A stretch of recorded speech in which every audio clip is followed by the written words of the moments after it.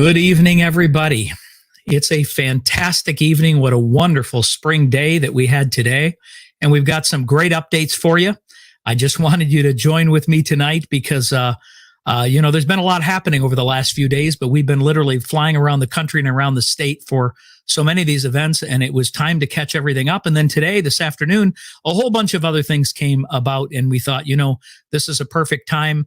And I see we got good comments coming in, just giving it just a few seconds here. But we're going to start out with some fantastic news. Over the last month or so, at least 4 or 5 times every day, we get emails of people asking what is happening with all the work we did on the Unlock Michigan campaign and petitions. And we try to keep you updated as best we can. And then we go through periods of time, there just isn't anything really happening. So today was some terrific updates. I had the information early this morning, but I wanted to get it in writing so I could share it with you. And then I want to give you a little more background after I read it. But I'm going to just read through this real quick for those of you that didn't see it. And those of you that are not on the general social media, I want to share it with you. But so this is the news that we've been waiting for in the 2020 Unlock Michigan petition. In short, they've made progress on our petition verification process, and things are really looking good. This is where you come in, and I want to share this with you, and I'll give you again some of the background. As you recall, you joined us in submitting 539,000 signatures in October. It was the 2nd of 2020. In the Michigan Secretary of State, the petitions were signed by over 539,000 signatures by citizens. They, when verified, will go to the Michigan legislature to overturn a law from 1945 that allowed the Governor Whitmer to shut down our businesses, our schools, literally change the way of life with absolutely no accountability. It has taken much longer than it should have. We've been putting pressure on her, but the Secretary of State's office has completed its initial review of the petitions. This is hot off the press. According to the count, Unlock Michigan filed 82,739 sheets that contained 538,345,000 signatures in total. Of these, approximately 400 sheets contained an estimated 2,000 signatures, which are excluded from the universal because the sheets as a whole were invalid for such reasons as circulators didn't put in the proper date, or the signature marked was outside the state box, which again is a complete accident, right? This leaves roughly 82,300 sheets, or 536,000 signatures in the universe. Now, just to put this in perspective, 82,739 sheets. They held up to 10 signatures each. We have eliminated 400 sheets with 82,300 sheets remaining. The takeaway is, and this is monumental, it is astronomical in numbers. It is almost unheard of, and it is because of you, not only the work you did, but the fact that you continued to share both with each other, those that signed petitions, those that helped circulate petitions, how to do it properly, and we really, really paid attention because it mattered so much to us. You and your fellow petition circulators did an amazing job. You crossed the I's, dotted the I's, crossed the T's, turning in an astonishingly high-quality submission. At this first stage of the process, only 0.37% of the signatures have been disqualified. Needless to say, the quality of your work is so high that it is next to impossible for them to disqualify enough signatures for our initiative to fail. Then if it's off to the legislature, which we already know that we have them awaiting the ability, as they both have already passed the legislation that the governor vetoed to repeal this 45 law.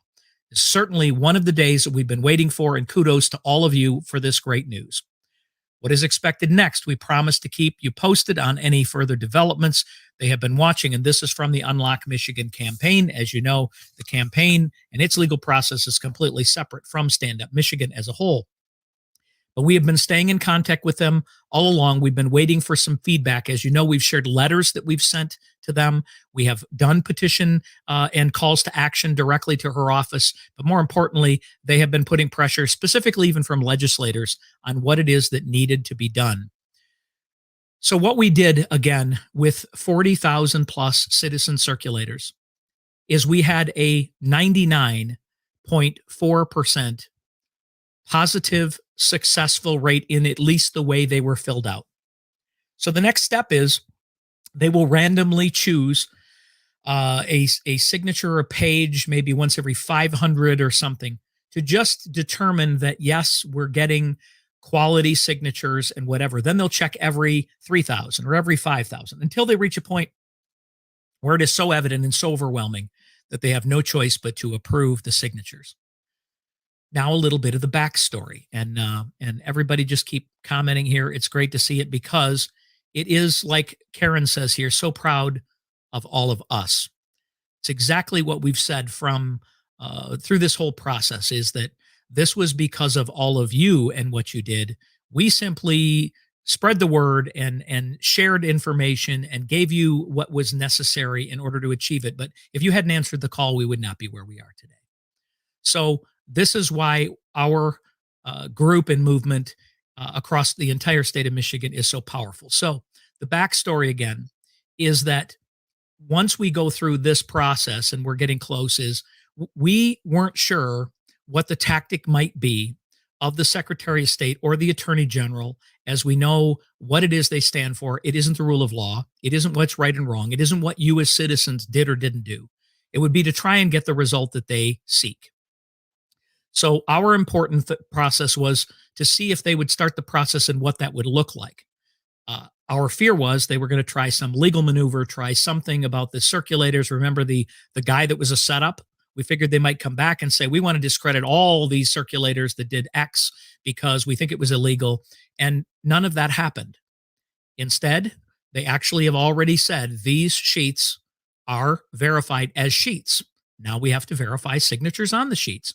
But we have the ability to, as I mentioned, still have approximately 536,000 of our 538,000 that are available, and we only needed 340 some thousand.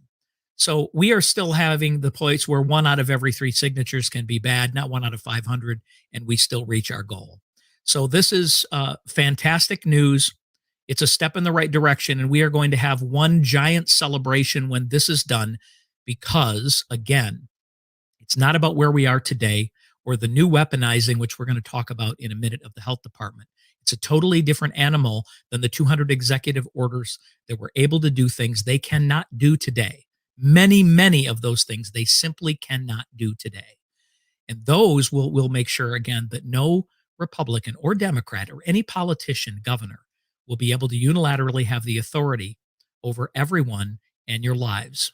So Unlock Michigan and Stand Up Michigan in your work will indeed get rid of this archaic law so that it can never be used again against the citizens of Michigan. Chapter number 1, 8 minutes in.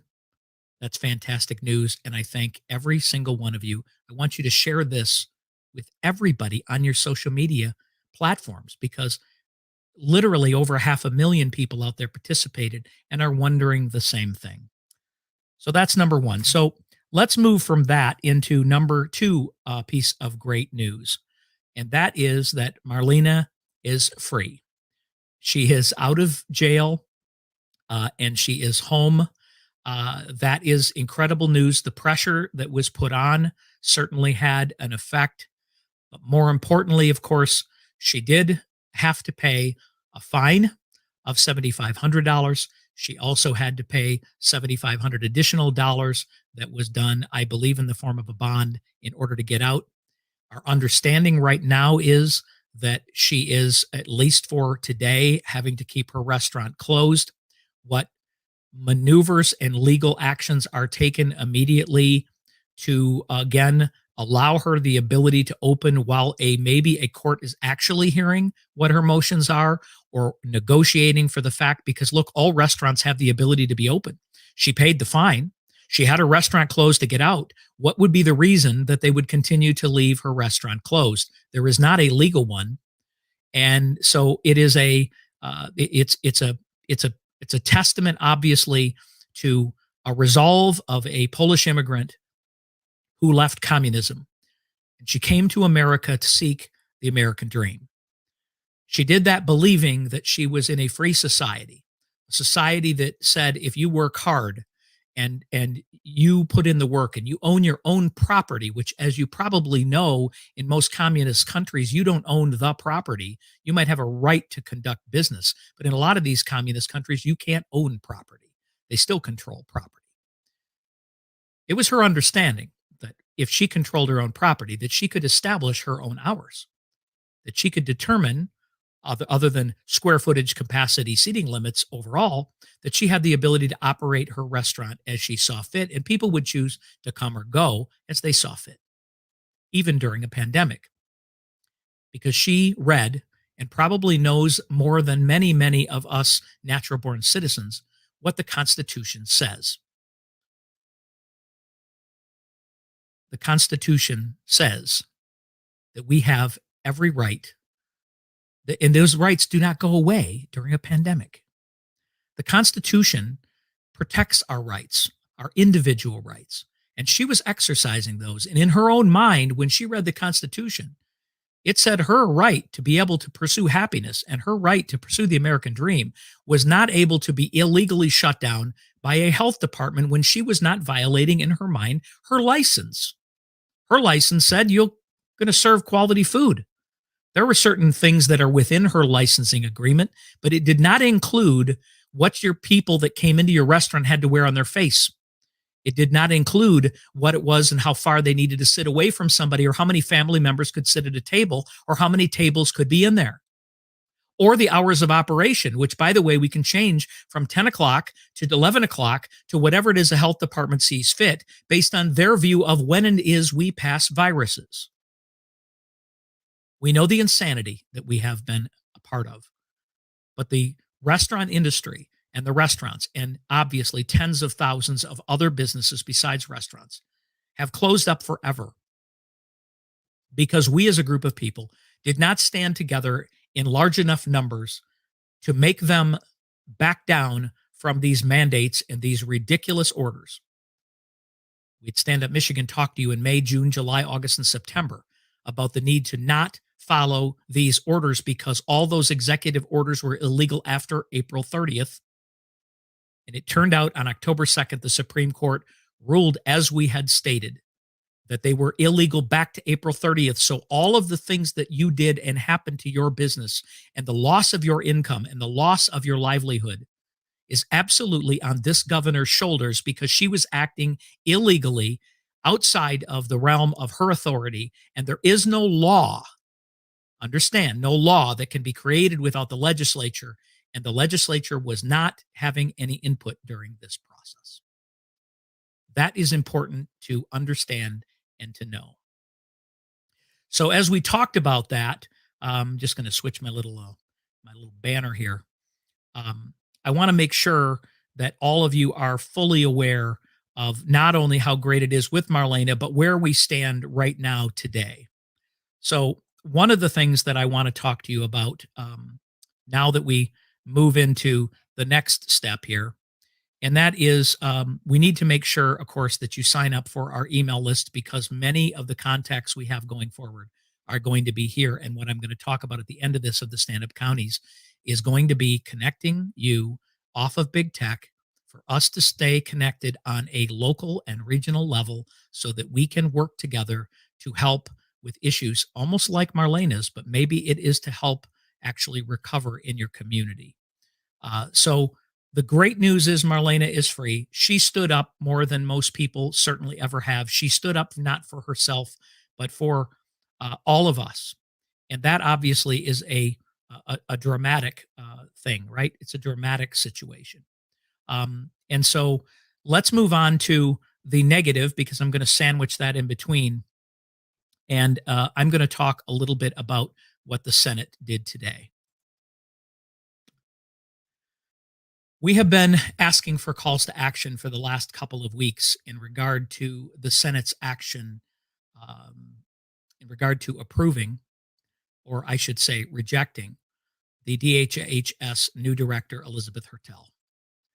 We brought these up to you because that is the only and singular position that has the authority, supposedly under an archaic law, to determine under emergency rules through the health department of what it is we can or cannot do as individuals, as business owners, and in society. You all know that Robert Gordon resigned. We all know that there was hush money, $155,000. And we put you in calls to action to ask questions about that. And the senators did the same thing. As you know, the governor had to back off after explaining it's a normal process to do hush money and private agreements, only to have to backtrack and remove the private agreement after the pressure was there and she realized that this battle she wasn't going to win. Now, what is the reason there was this agreement? What is the reason that we needed to have an agreement for him not to talk about what happened? I ask you this question because I believe that we know a lot of these answers. What we know is that the governor has always utilized and weaponized the health department to take her own orders. But there was a conflict. Gordon did not agree with the governor's orders, is what I believe. It's going to come out eventually. There was a disagreement. But guess what? It wasn't a disagreement that Gordon wanted to open everything up. Gordon wanted to keep everything locked down entirely. That's what I believe. That's what I hear. Again, I'm just passing along what I hear. But if you'll notice, the resignation happened within 8 hours of the release of the 25% opening of restaurants. Regardless of who didn't agree with who, to me, it is against the law for the governor who have tampered with the health department in an effort to decide what it is she wanted, needed, expected, based on what I think are poll numbers, based on the public, based on the outcry of everyone, including what was the Restaurant Association, who backtracked and backed Hertel. I wouldn't give a dime to that organization if I was a restaurant owner ever in the rest of my history. They do not represent you. They obviously backed down because they were fearful of more retribution, because that is how this governor and this attorney general operate. That's the truth. So we hope that the oversight committee is going to ask for answers. I hope that they bring in Robert Gordon, who doesn't want to talk, and ask him some questions. But more importantly, whether there was a disagreement between the departments simply means that they were actually communicating as to what was going to come next and what was expected or needed to happen based upon popularity, poll numbers, or the pressure from the people. That's what I believe happened. I think that Hertel needed to be rejected, and I'm going to tell you why. This person went before the committee. The committee included a group of senators who had to again agree or consent to the appointment of Elizabeth Hertel. During that testimony, she was asked how long she thought that she should or would have to have unilateral authority over the citizens of Michigan outside of the checks and balances of our Senate and House. Oversight, we could call it. Her answer to that question was enough alone for her rejection. It was that it is very likely that these unilateral decisions that would be made by her exclusively, according to her, would very likely last a year and possibly forever. That's right, forever. She said that before the committee. If that isn't enough reason, knowing what we know now and the fact that we haven't been following science and data, that was enough reason alone to reject her. Second reason to reject her, not because of Elizabeth Hertel as an individual or what she will do, because believe it or not, folks, Elizabeth Hertel used to be a Republican. She used to work in the Snyder administration. So therefore, there were some senators that felt like, look, we don't want to make this personal. My answer to that is personal is the businesses that are closed forever. Personal are the individual lives and liberties that have been literally extinguished for a year now in the name of a virus. That's personal. Senators, you know who you are. I'm going to now call you out by name because we had until today. Today was the deadline to vote to reject her. Now, the first thing I want to do is commend the committee to recommend rejection. The committee recommended rejection. The question then was, as you probably know in politics, committees don't normally on the same party recommend something against the party line if they are not going to have the votes in order to follow through with the committee's recommendation. That's how politics works. I'm not saying I like it, it's a reality. So therefore, normally they would not be putting that up for a vote if they knew the results of it and they didn't have enough senators in place to pass it.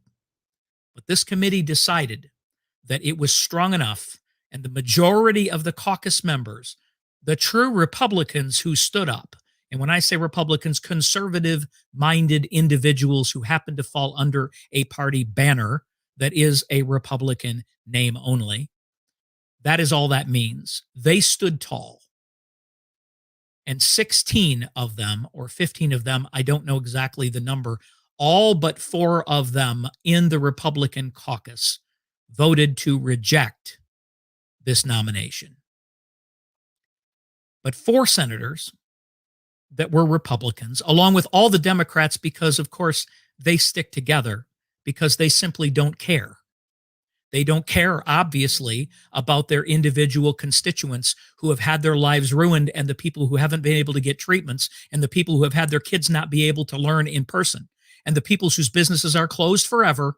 They just simply don't care. They're willing to pass this along to the next person, even while the umbrella hangs over and the shadow and the cloud hangs over the situation with Robert Gordon and the governor's interaction with the department, which we all know who's making these decisions, and it is not the health department themselves. It is not the director herself or himself. The proof of that is this directive was made of some of these opening. Gordon resigned because Gordon didn't agree. One way or the other, however he didn't agree, it meant that the governor succeeded in what she wanted, and that is against the law. No governor should be making a decision on executive orders if indeed this is about an emergency, should they? Because it's not about that. It's like high school sports. You all go down to the Capitol. You all have enough and enough of her own constituents to where it was coming back in her ear. Guess what? This isn't popular anymore. We better find a way to open high school sports. They claim it was the science and the data. That is absolute crap. You know it, and I know it. So now we're going to talk about those senators. It starts at the top. You all know what the top means. The top of a party is the leader of a party. The leader of a party's responsibility is to, number one, is to encourage and talk to the other members of his party, share with them the factual information, help them to make proper decisions with the staff that is around them and with them as a party leader, and have the caucus stay together as much as possible to get the job done. The calls went out to about 6 senators, 2 of which went with the majority of the Republican senators. And by the way, we're talking about 75 or 80% of the Republicans stayed together in this, but 4 did not. It starts at the top. When somebody does something good, we absolutely praise them regardless of what they did in the past. And when they do something bad, we point out exactly what it is they've done, let them answer it for themselves, and then you decide whether you believe the excuse or the reason. Senator Shirkey, that's the leader. He voted in favor or against rejecting the nomination. Senator Horn, Senator Stamos, Senator Schmidt. Guess what we have in common with all 4 of these senators And at first, I'm going to tell you the bad side of that in one way and the logical side of that in one way. And then I'm going to tell you the great news that goes along with it. There's always a silver lining. The first piece of news is all of them are termed out and cannot run for reelection. Imagine that. They all voted not to reject her, and not a single one of them are going to be running for this public office as a senator again in 2022. Therefore, they don't have to answer to their constituents in some ways. They have to do whatever is best in their own mind, either for their party or for themselves. I'll let you answer the question as to what you think the reason is, because I would just be guessing. What happens to politicians when they leave office? They decide what's next. I'll let you fill in the gap as to usually what is next. But either way, these people did not listen to their constituents or the people. Now, they could say, oh, that's not true because we listen to almost half of our constituents, who, of course, are Democrats, who are in their basements with their masks on, shutting their business, or they all got all their money along with extra money to stay home and complain about the rest of us who own businesses and are trying to make a living and take care of our employees. One or the other. That's what we're dealing with right now. So we want to make sure that you let them know. We're going to be creating an email, and we recommend that if you are in their district, that a group of you go and make an appointment and go to their office. I've already received letters from some of you when you sent information to them in emails, including one from one of these senators who said, we fear that we might actually get somebody that is worse than Hertel, and that's the reason we're going to allow her to be in there. At least we know what we're getting with her. Does that make sense to you? Is that why we make decisions, is because something worse might happen? Is that the calculated risk we take? Here's my calculated risk. I say these 4 senators in their own districts, that everything from here on out that is continued to be shut down, locked down, or changed, anything that affects your life, your business, your freedoms and liberties going forward are absolutely on these 4 senators' heads. Period. They made the decision to allow her to unilaterally, after she told them, control your lives possibly for the next year and maybe forever. But then again, maybe somebody else would get in there, and what exactly would they do? Not control your life for a year, but maybe forever? What exactly could they say that's worse than that? I don't have an answer. I can tell you that there are a lot of senators, and I'm not mentioning them by name, but there is a lot of them who are angry, very, very angry. That is the great news. Your participation this last year in grassroots movements, your participation in being a member of Stand Up Michigan or any other or all other conservative-minded grassroots organizations across the state are now organized in a way that the people will listen.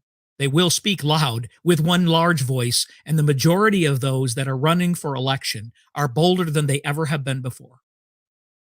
We elected many new House members and senators that are very strong, and the leadership ranks are growing in conservative people, more conservative under that same banner. How would you like to have 20 of these Republicans in there on a regular basis who want to work with the governor, are willing to sacrifice some of you in order for what exactly? I say we shouldn't be sacrificing any of you. You have individual rights and choices to make, and we should be backing what the Constitution says and the oath of office that we have. They totally believe that it's illegal for the governor to have a say. They sued her and won in court. But now what have they done? Now they've decided, hey, maybe if we're nice to her, she will allow you to open, and we can take a little credit for that. I don't know. I can't answer people. I don't know what it is in their minds. They all have their own reasons. I think some of them have the same reasons, and I think some of them are looking for a job in another year. I don't care. Share the information. You can be mad at me all you want because I want some answers, because I care about those people. I care about those business owners just like I care about Marlena. And I care about Jimmy's Roadhouse and Chaps and those that stayed open and those that have been persecuted, those that have had their licenses pulled, those that have had to lay off their employees and never were able to bring them back because of 25% and 50% capacities and putting up igloos outside. I'm sick and tired of them micromanaging yours and mine life while next door they're wide open, walking around in Meijer or the mall or the factory, and there is no spreading of disease, I guess, happening there. There's no science and data. We're still in the bottom 5 out of 50. We're in the 38th most popular state because of that. Who would move to Michigan as long as this governor's in control? Just give me a name. 700,000 plus Michiganders have left in the last decade. They have left Michigan. Doctors have left after we had to shut hospitals because we did not provide treatments, and they left our state. We do not have adequate doctors any longer right now. Why is that? Because they could not do their jobs. We don't want to talk about that. We want to talk about cases some more. Sick and tired of cases. Because the cases, though there is dangers with this, we are proving what's happening. The FDA just said there is no science under social distancing at all yesterday. No science that says, pure science that says that, just like we actually know the science in regards to whether or not this actually helps anyone. We know that science is real. We know that the cases and the deaths in the states that have remained open and mask-free have done just as well as the ones under lockdown, only we have been hammered economically in a way that we're going to take decades to recover. But don't worry, the federal government will print money, and they will send it to these states to pay off certain individuals or groups, targeted individuals and groups. You get your $1,400. The rest of them certainly get a whole lot more than that. And I won't get into that on this call because I don't want this to go on too long. Enough said, but I'm going to be, when you're on our email list, join standupmichigan.com, sign up for your county. And the reason I want you to do that is I want to tell you what's next, and I'm going to close with this. We had a Stand Up Michigan kickoff meeting that happened at Metro Church in Oakland County on Sunday. We first presented at the actual church service in the church. And the unbelievable, overwhelming response from the people that attended this church, which, by the way, has been open through this process. But the people that have come to that church, whose other churches closed down, were there. And when we gave the message and talked about what the stand-up counties and what stand-up Michigan is really about, and it is not about individuals or groups, it is about we the people being part of the solution in our own communities for recovery. That's what this is going to be about. We're getting off of big tech. So right now I got 300 of you watching. It normally would be 3,000, right? But we all know we're throttled down.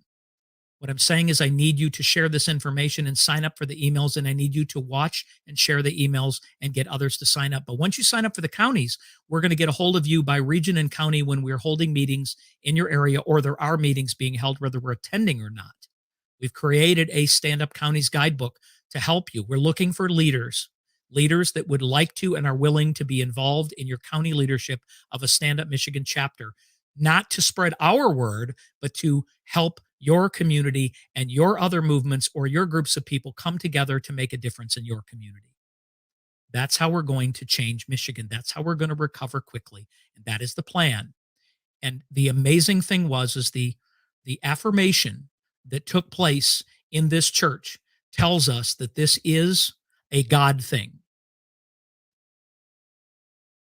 I hope that you're Christians, but I want you to know that we are not just in a social war, and we're not just in a political war. We are in a spiritual war. It is good versus evil. We are told we can't get together, we can't gather, we shouldn't speak. There's certain things we can't talk about. We can't do it on social media.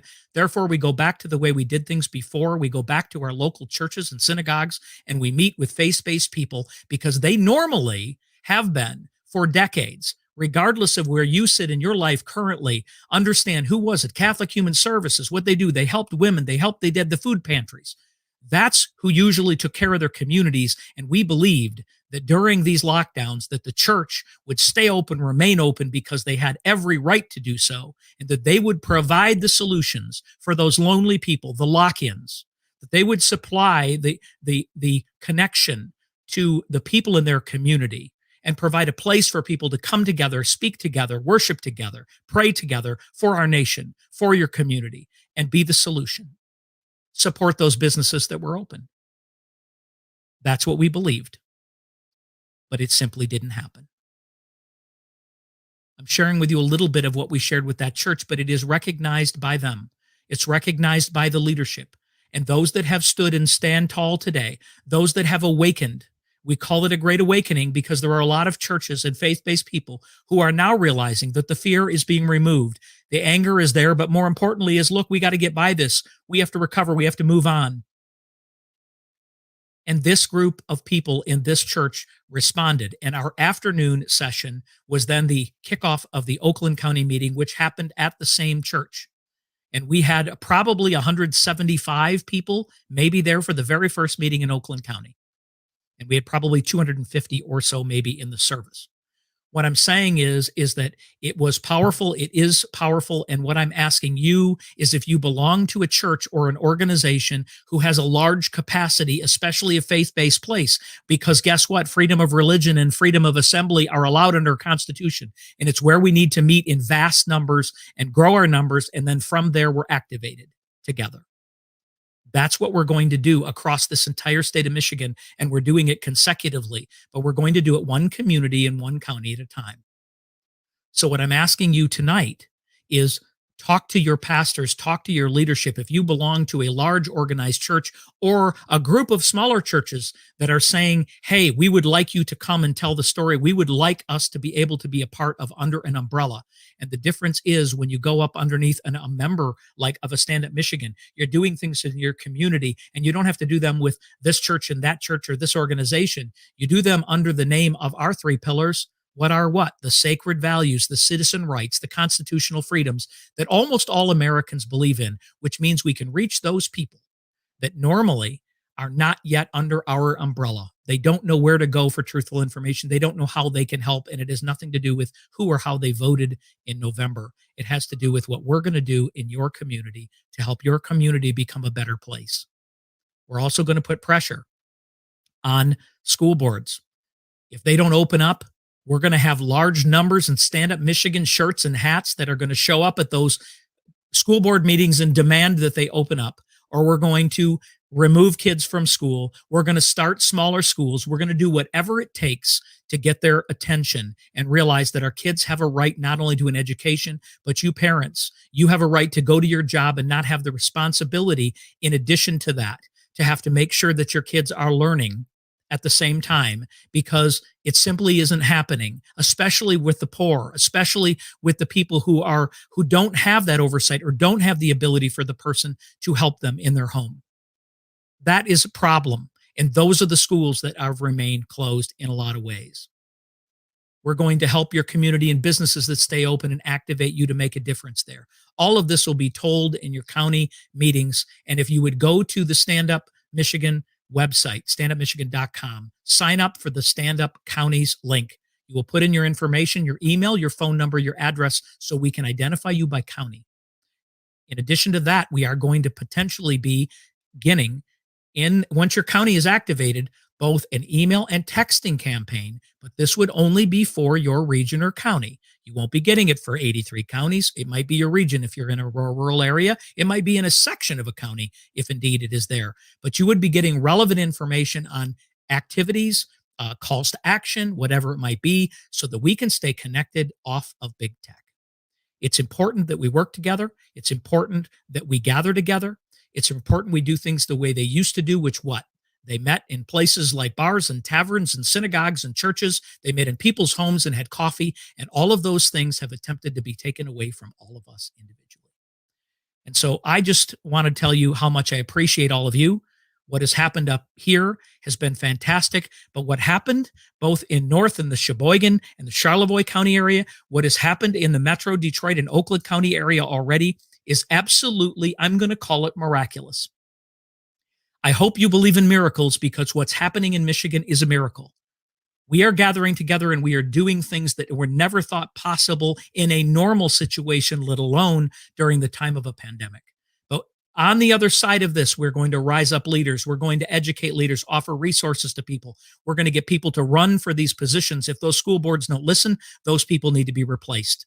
Same thing with county commissions, township boards, county, and in your city commissions. All of those need to have people who are going to stand up for your rights and your individual rights and liberties. Same thing with sheriffs. They better be standing up and standing bold and tall. And then when it comes to congressmen, it'll be the same thing. And then we're going to activate ourselves to make a difference. 2022 will be here before you know it. But 2021, guess what? There are school board elections this year. There are other things that'll go on in your community this year, and we're going to show up in gigantic numbers from your own community to make a difference for you. And then collectively, we'll get together for some incredible events for what we're going to call Protest for Freedom 2021. We're working on a calendar, and there will be a calendar on our website by county that will be updating when your events will take place, but we'll send them to you in an email first. I thank you all for this time. I know I've gone a little long. There's so much to bring up to everyone. I want to tell you that, again, the spiritual battle is real. The political battle is absolutely real, but we are weeding through the chaff. We are identifying the leaders, we're propping them up, and we're identifying others to take their place, take the staff, put on the armor, and stand up for we the people. So have a great evening. We're going to talk to you soon, and I look forward to seeing you at a county regional event very soon. Have a great evening, and